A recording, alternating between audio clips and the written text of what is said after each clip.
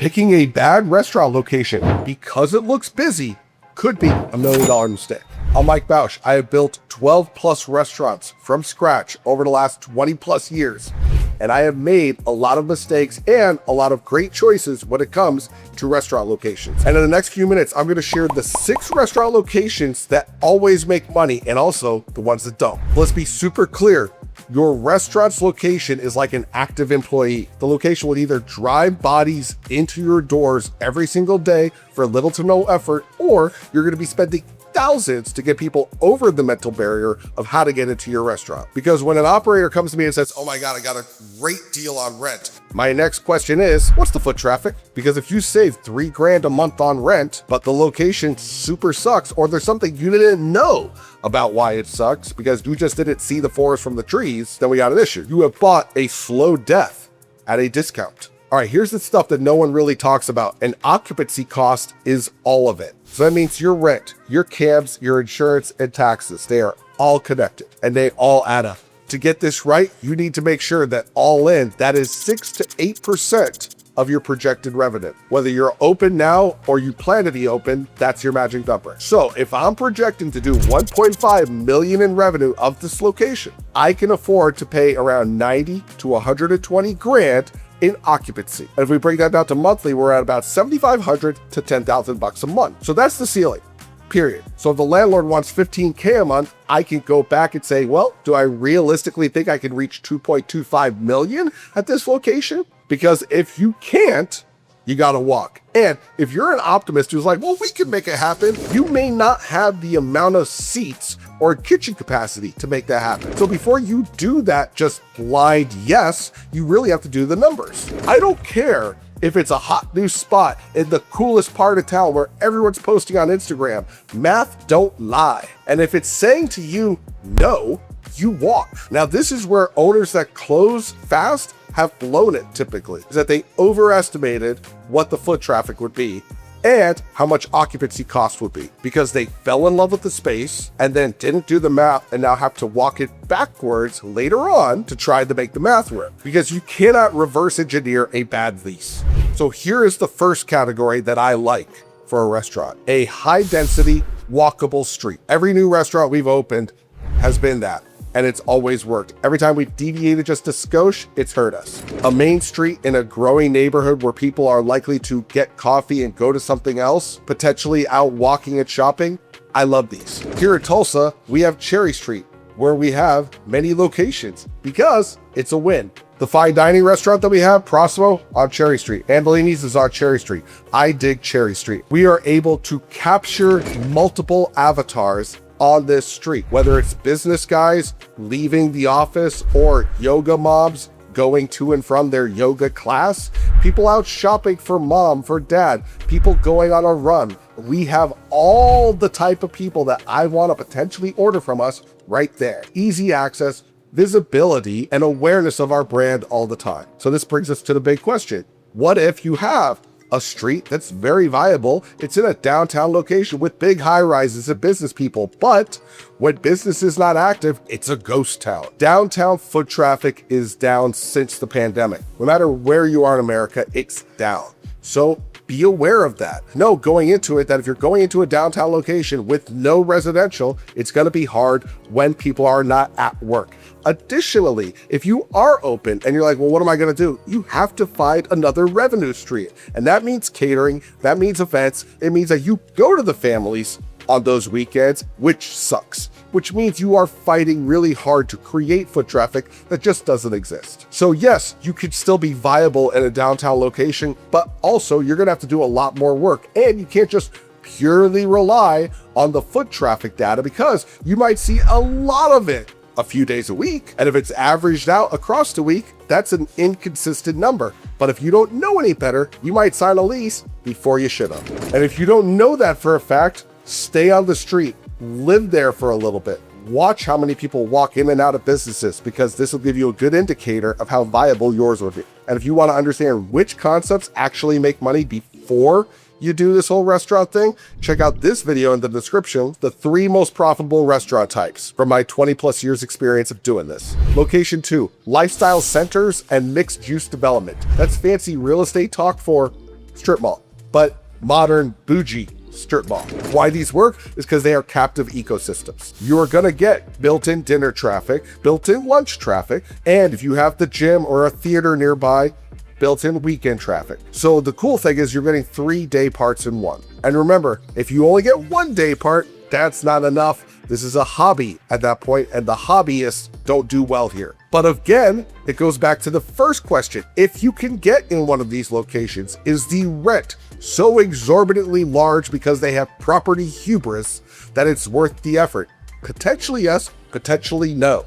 In most major markets, the rent could be 45 to 90 bucks a square foot. Now that's a lot of money. So the answer comes back to the residential component, because if you have 500 apartments above you that are likely to spend money with your type of brand and food, then the captive audience could justify that premium cost. So you got to verify the residential above you before you commit. Also, are people living in those apartments before you just say yes? Because if they only have 30% occupancy, that ain't enough. Because here's the lesson: premium rent only works with premium capacity. If you are busy because you do have an active location with a lot of tenants above you, then you got to manage your labor costs. And I'm doing a whole video on how to manage labor costs effectively in situations like that. So subscribe so you get that video when it comes out. Location 3 that I love: confined spaces like a food hall or an event location. Now here's why I love the food hall.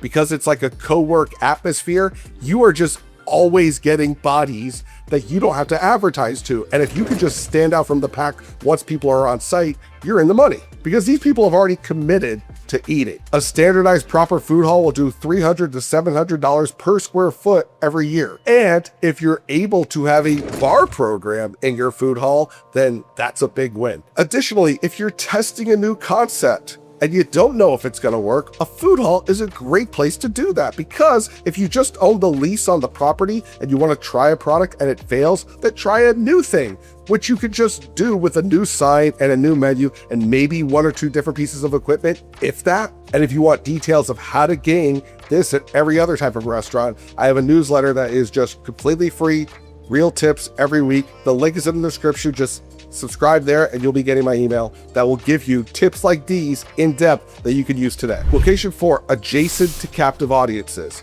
I love these. So something that's next to the hospital, next to the university, next to the big office park, next to a military base. These are places where the same 5 to 50,000 people show up every single day, and you just get to exist and benefit off the other entity. These are always going to kill for lunch, potentially kill for breakfast, and when done right, kill for dinner, especially if there's a bar. In these scenarios, proximity is an indicator of greatness and can make sure you're always getting paid because the foot traffic is aligned. But it's compression. Compression is the game here. So you gotta haul ass for lunch. If everyone's getting their break for lunch and it's 45 minutes, you gotta find a way to feed as many people as possible in 45 minutes. And that then becomes the challenge. How do you maximize your compression? And if you have that compression, how can you then make money outside of the compression? So if you are at a business park and you have a 45-minute lunch, can you get them on the way to work with coffee? Because if you could pull that off, you just added a second day part. Or are you able to do some type of grab and go dinner item on their way back home? Because again, that's another way to get another day part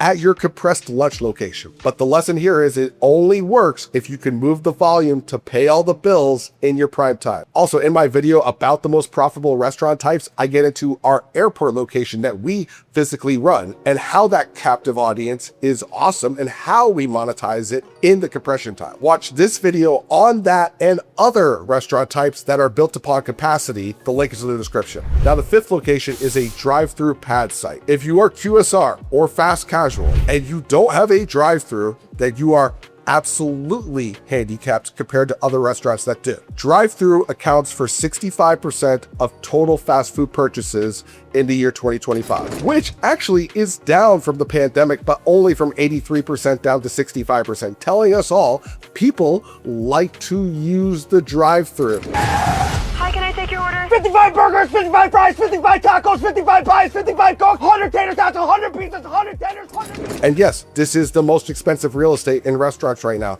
And yes, it's totally viable. The volume 100% justifies it. If you are doing QSR in 2026 or above, a drive-through is just what you need to do to make sure you're making money. So if you're thinking, well, should I prioritize high foot traffic or the delivery radius and of course accessibility, understand that a QSR with a drive-thru has all of that. And just because you have a drive-thru doesn't mean you can't have dine-in, doesn't mean you can't do online orders, doesn't mean you can't still be on DoorDash and all those other sites. You get to do all of it. And the fact that people don't want to walk into these restaurants but love drive-thru tells us something, that people don't want to sit down and eat nearly as much as they used to. So we should oblige them with a great online ordering program and a way to get food as seamlessly as possible. That means great vehicle access for third party to make this easy so you can get those types of orders and also the pickup orders as seamlessly as possible. Now, location 6 is near and dear to all of our hearts, and that's Restaurant Row. You know it. You've seen it and I've seen it. The place that has a slew of restaurants and everyone knows this is where we go to eat. On paper, you would say, oh, that's so much competition. That sounds like a bad idea. That is counterintuitive. If you want to have a restaurant with no competition, open up in the middle of the desert. See how you do. When you are a part of a scene is a good thing. You want to be a complement to your scene. So if you want to go to a restaurant row and you say, oh, wow, they already have salad and they already have pizza. I know, I'll do a salad and pizza place. Don't do that. Complement the scene. Because if they don't have, let's say, Mediterranean, do that. If they don't have burgers, do that. If they don't have Asian, well, maybe you shouldn't do that because you're not really that good at it. But do what you are good at and complement the scene. If you could be in a place where people will drive to go to decide where to eat, blindly, not making your decision in advance, that tells you you're in a good spot. So how can a high-end concept survive in a suburb and what's a glorified strip mall? It's hard because high-end dining needs to sell an experience. This is doable once people walk into your strip mall location. They are transported into a new environment. But if it looks like a strip mall when I walk in, it's not fine dining. Because fast casual, pizza, salad, those can all usually do well in the strip mall. But fine dining, it is a hard level to pass. For fine dining, you typically need a standalone location or to be a part of a gorgeous street in a restaurant row that complements the ambiance you are looking to deliver. So the lesson here is that cluster economics work in your favor or against you when it comes to a restaurant destination. Match the economics and vibe of your ambiance street inside and you will benefit. If you do the opposite, it's gonna be a hard hurdle to jump. Always know that you could change your menu. You could change the sign. You can't change the location when you got a 10-year lease. So making that decision very thoughtfully is the most important decision you will make as a new owner or a thriving, growing owner to your next location. The wrong location is a tax you will pay every day of the week. And let me say this, if you're looking at a second location, third location, or are about to open and you want to make sure you do this the right way, we will deep dive with you, look at it on a map, see what the wins are, see what you need to avoid, and do all this on a restaurant review call where you'll get some freebies just for showing up on the call and we'll deep dive on your brand. It's a 90-day restaurant review plan that you will have just for showing up to the call. The link is in the description. You give some basic information and we'll see you on the call. Also, if you think there's some other locations that I forgot to mention, put it in the comments and let's talk about it. And I'll see you on the next video.